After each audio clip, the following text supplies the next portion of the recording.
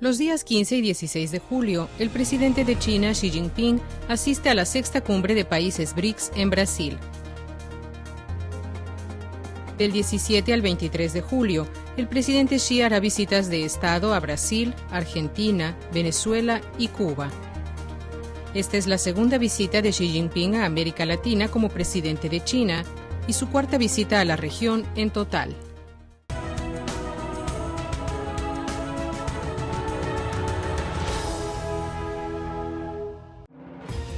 El 5 de junio de 2013, durante un discurso al Senado de México, el presidente Xi utilizó un antiguo proverbio chino. Así como la distancia prueba la fuerza de un caballo, el tiempo revela el corazón de una persona. La travesía que China y América Latina comparten ha demostrado y continúa demostrando que las relaciones bilaterales son abiertas, inclusivas, cooperativas y de beneficio mutuo. We've seen that our countries has becoming major trading partners with China, and China is becoming a major foreign investor in our countries, and the political relationship with both countries, with China, Argentina, or China, and most of Latin American countries has been growing very, very fast. So we've seen this in the past. Argentina is an example that has benefited tremendously of the development of China, economic development and social development of China.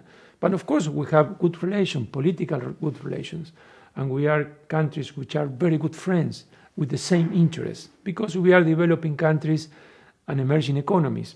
So definitely the world will be more and more interrelated with China. And it's a win-win situation. Es un hecho que los lazos entre China y los países de América Latina tienen una larga historia. I don't know if you are aware that 10% of the Peruvian population has some Chinese blood. 1 in 10 Peruvians have some great-great-grandfather coming from China. That means 3 million people in Peru are in a way related to China.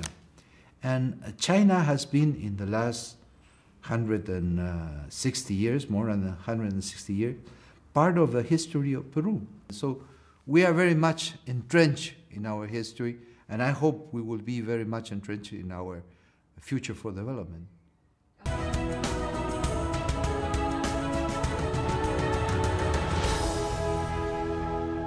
Durante el año pasado, dos frases se han escuchado frecuentemente tanto en China como en América Latina: reforma profunda y transformación económica. Como economías en desarrollo, los países de América Latina y China tienen metas comunes. And we see similarities, between Argentine economic policies from Cristina, our president, and the policies, from Xi Jinping, and the new leaders of China, and it has to be related that with the need that we understand that we are both developing countries. That's in a sense means that more or less we have the same domestic political economic agenda, but in the end the objectives are the same. So we can share this kind of experience, and we are doing that. Las similitudes han hecho de la reforma profunda y la transformación económica factores comunes de entendimiento y apoyo para China y los países de América Latina. I'm not the one to analyze that. I think the Chinese leadership itself has said consistently that there is a need to change the model. And the model has been investments and exports. The model has to be more an inward looking, and that I'm sure that this is already taking place to some extent.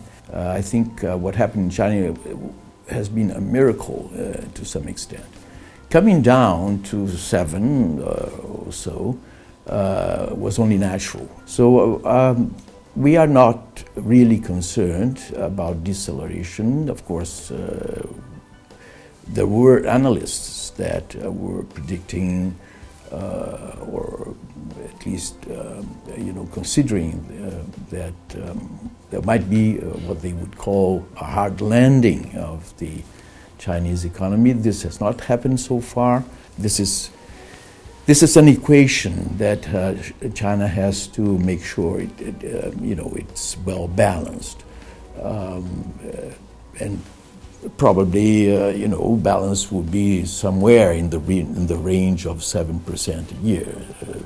But to me, to us, and I think to the world, this is enough to make a large contribution to the world growth.